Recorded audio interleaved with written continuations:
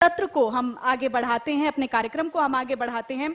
इसी बीच हम अगला सत्र करेंगे। राजेश जैन है, एमडी एलपीएस बुजार्ड प्राइवेट लिमिटेड के। मैं सबसे पहले चाहूंगी कि मेरे सहयोगी अतुल प्रताप सिंह मंच पर पहुंचे, इस सत्र का संचालन करेंगे। और राजेश जैन जी का परिचय देखिए, बड़ा ही अद्भुत परिचय है, बड़ा ही अच्छा, इन्होंने बहुत सराहनीय काम किया है। कुछ चुनिंदा बातें मैं आपको बता देती हूं।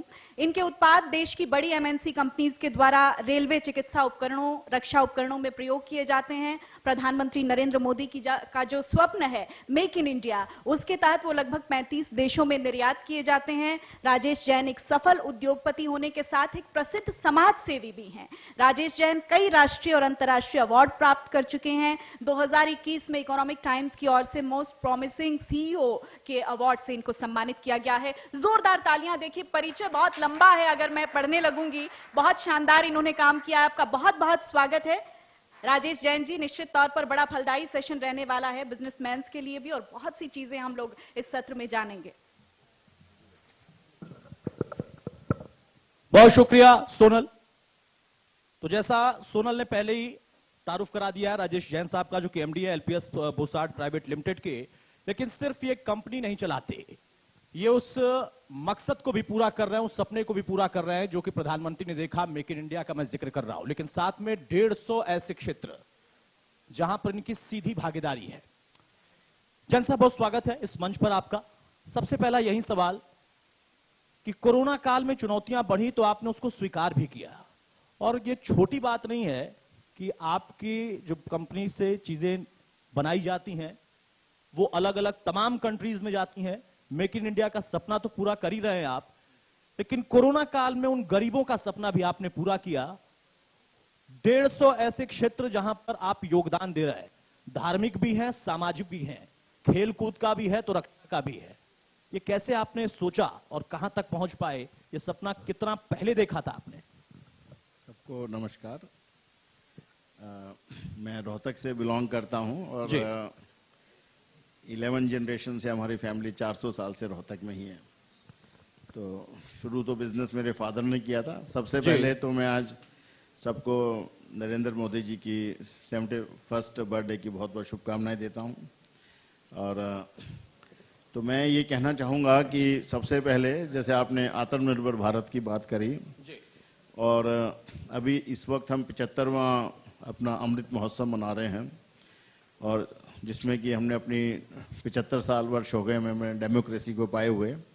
तो मैं अफगानिस्तान से सिर्फ एक शब्द में कहना चाहूँगा कि भी अमेरिका का जो $2 ट्रिलियन था उसके बावजूद भी वो अपनी डेमोक्रेसी को नहीं बचा पाए। उसका कारण था कि अमेरिका उनको आत्मनिर्भर नहीं बना पाया और वहाँ की गवर्नमेंट करप्ट हो गई, और वो ये चाहते थे कि भी सदा वो उनके साथ रहें। तो डेमोक्रेसी के लिए हमें खुद फाइट करनी पड़ेगी। तो आज जब हम 75वां अपना अमृत महोत्सव बना रहे हैं जी, तो ये मैं मैसेज देना चाहूँगा कि भी आप बाहर से आके कोई अपना कल्चर सुपर इम्पोज करके आप उसको डेमोक्रेसी नहीं कर सकते, क्योंकि हमारे प्रधानमंत्री ने जो एक मोटिव दिया है आत्मनिर्भर भारत का, तो उसी की कड़ी में जो आपका मेरे से प्रश्न है कि भाई हमारा जो हम प्रोडक्ट बनाते हैं, अगर आज आप देखेंगे कहने में तो फास्टनर्स, नट्स एंड बोल्ट्स हैं जी।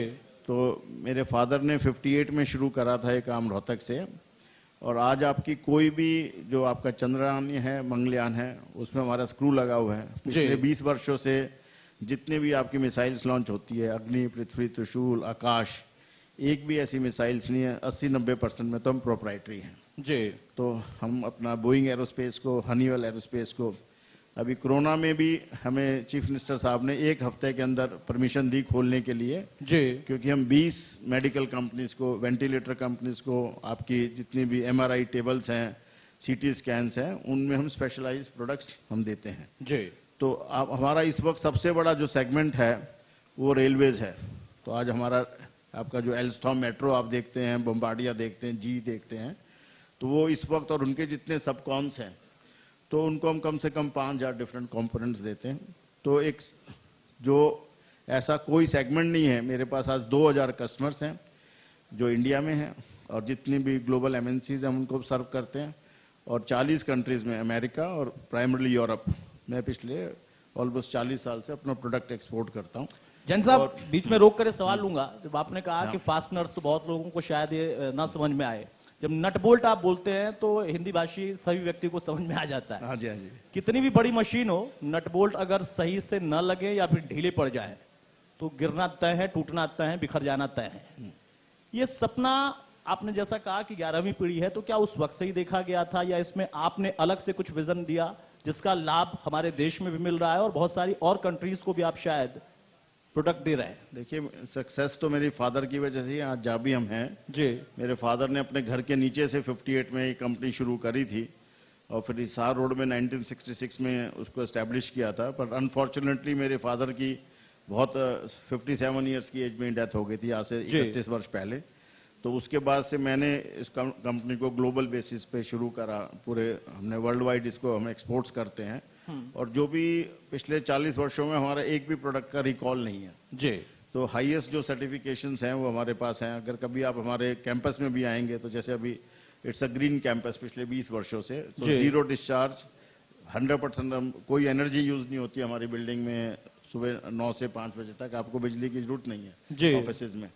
तो वो हमने कंसेप्ट लेके चले हैं कि भाई हम एक एनवायरमेंट फ्रेंडली कंपनी को हम बनाएं। तो आपका अगला क्वेश्चन जो प्रधानमंत्री का सपना है, उस मेक इन इंडिया को लेकर राजनीतिक तौर पर बहुत सारे सवाल किए गए। जो कि आपका राजनीति से सीधा कोई सरोकार नहीं है तो मैं उस पर नहीं पूछूंगा आपसे, लेकिन वो वाकई कितना पूरा हो पा रहा है? आप लोग तो लगातार पीढ़ियों से इस पर काम कर रहे थे, लेकिन एक देश के प्रधानमंत्री आते हैं और पूरे देश के लिए सपना देखते हैं। ठीक है, विवाद होता है, सवाल खड़े किए जाते हैं उन पर, लेकिन क्या वाकई इसका प्रभाव वो भी कोरोना काल आने के बाद भी बढ़ रहा है, दिख रहा है, सकारात्मक है? देखिए, प्रधानमंत्री जी जो मेक इन इंडिया का प्रोजेक्ट लिया है, मैं ये कहूंगा कि जितनी अपॉर्चुनिटी ग्रो करने के लिए इंडस्ट्री को इंडिया में है, पूरी दुनिया में उतनी अपॉर्चुनिटी कहीं नहीं है। एक तो हमारे पास अभी बहुत सारे एमएसएमई ने स्किल सेंटर्स खोले हैं, तो हमारे एजुकेटेड लेबर है। और अभी अपॉर्चुनिटी लोग अगर देखें तो इस वक्त कोलेटरल सिक्योरिटी भी स्मॉल इंडस्ट्रीज के लिए गवर्नमेंट ने कहा भी 1 करोड़ और 2 करोड़ तक आपको देने की जरूरत नहीं है जी। तो मैंने बहुत सारी संस्थाओं के साथ मिलकर भी एमएसएमई की स्कीम्स को प्रमोट किया है कि भी लोग गवर्नमेंट जॉब्स में ना जाएं, प्राइवेट जॉब्स में ना जाएं। शुरू में कोशिश ये करें कि भी अपनी स्मॉल स्केल पे इंडस्ट्री शुरू करें जी।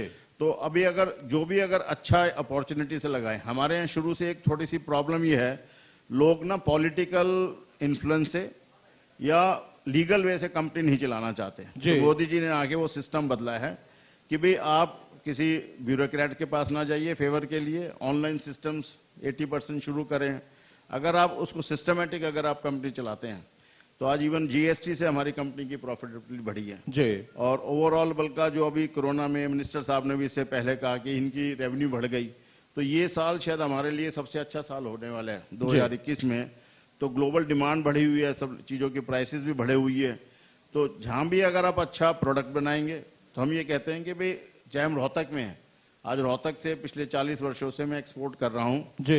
तो location is not important, it is the product quality और इट्स योर पीपल कि कैसे आप उसको सिस्टम को बिल्ड करते हैं। बिल्कुल, क्योंकि रक्षा का जब आपने जिक्र किया, कई और क्षेत्र हैं जहां पर आपकी जो डिमांड्स आती हैं वहां पर आप लोग सप्लाई करते हैं, प्रोडक्ट देते हैं, लेकिन रक्षा क्षेत्र की बात करें, प्रधानमंत्री लगातार ये कह रहे हैं कि हमें सशक्त भारत बनाना है। भारत की छवि ये कभी नहीं रही है कि हम किसी की मुखालफत करते हैं, खिलाफत करते हैं, लेकिन हम ये भी दिखाएंगे कि हम किसी से डरते भी नहीं है।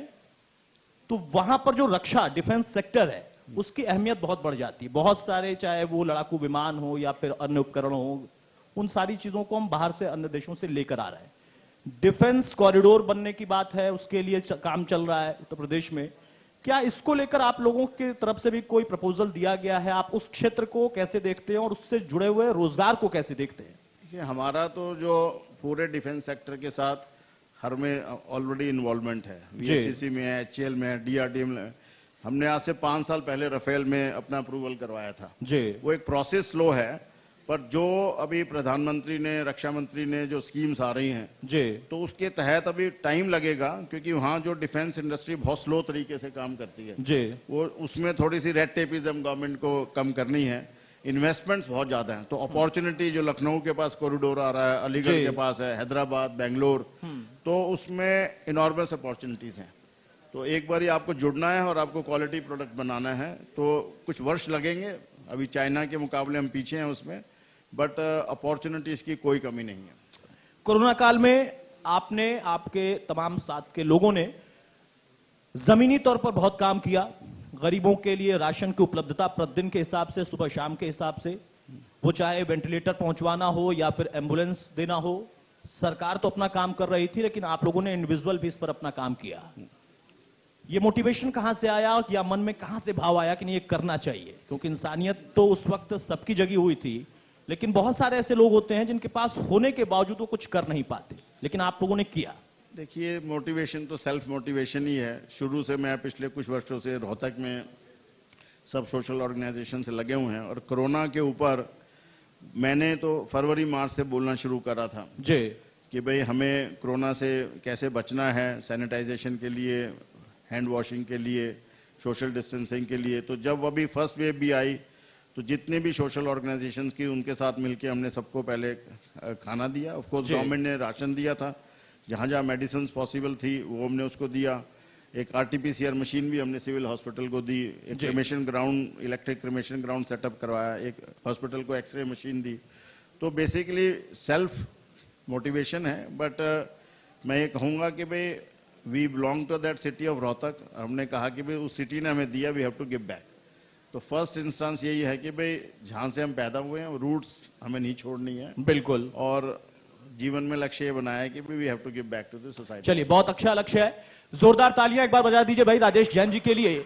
मोटिवेशन सेल्फ भी है, लेकिन लोगों को मोटिवेट भी करते हैं। ऐसे शख्सियत की समाज को वाकई जरूरत होती है। बहुत शुक्रिया राजेश जी हमारे साथ जुड़ने के लिए। Sonal, over to you. बहुत शुक्रिया राजेश जैन जी।